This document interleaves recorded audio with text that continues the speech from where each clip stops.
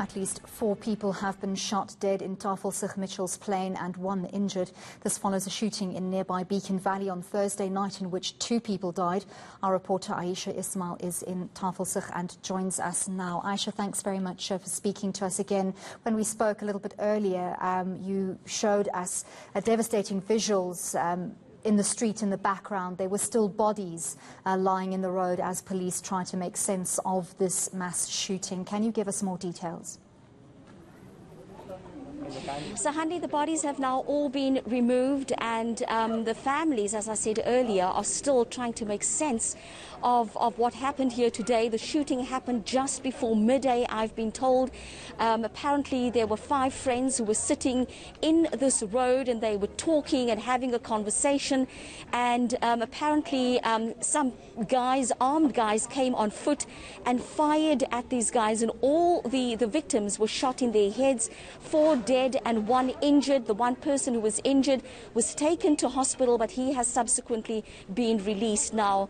What's so sad, Hunley, is that I spoke to some of the children in this road who were all willing to talk to me and to say to me that they actually heard the shots being fired. Some of them were saying they counted up to 34 shots being fired, and this all happened while they were running. And when they heard the shots, they just ran inside their homes, it's so sad that children cannot play in peace in front of their homes. But I'm now joined by the sister of one of the deceased.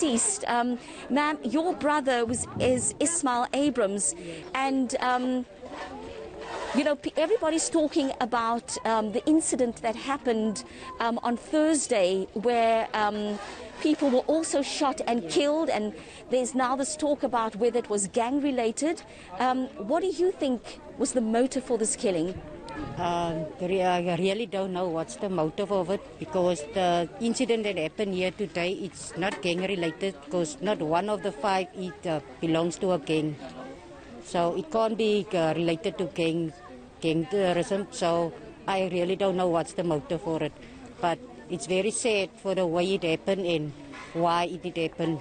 But what can we do? There's nothing we can do about it. Now, you were telling me that your brother, fondly known as Butamaili, was a pensioner, yes. and some of the people that I spoke to spoke fondly of him. Tell me more about your brother. He's a people's person. He used to go fetch the peoples. He used to take the pensioners' doctor's cards, and then he went to go fetch the tablets every day by the day hospital. He was sitting on that corner every day of his life. That was his life. And he's a people's person, so what to say why and how, really sad, and we're really gonna miss him. I mean, he's a pensioner, he's not a teenager, so you can't say it is gang related. What person his age 65 belong to gangs? What can he do? There's nothing he can do, because he was walking with a walking stick.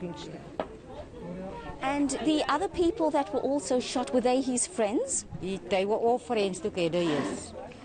The one guy did get out of the van. I believe he's working on a taxi ring, and he just got out of the van and they shot him as well. Thank you so much for your time. Hanley, and also, as I was talking to the neighbors, the people living in this road, they made it very clear to me that this incident, they don't believe that it was gang-related, in that it was, you know, gangsters who came to shoot other gangsters. What was interesting is that more than one person said to me that they believe that this could possibly have been a gang initiation, where gangsters had to come out and kill others in order to prove themselves, or alternatively to move up in the ranks.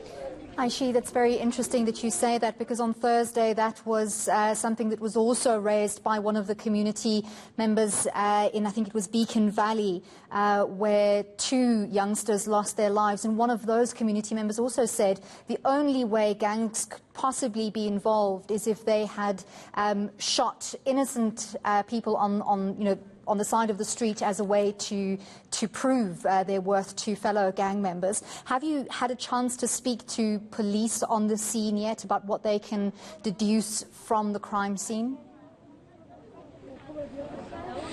Hanley, I was not, the police on the scene did not talk to us. I did speak to the police spokesperson Andre Trout, who did say to me that they are investigating the motive behind the shooting as well as the shooting that took place in Beacon Valley on Thursday.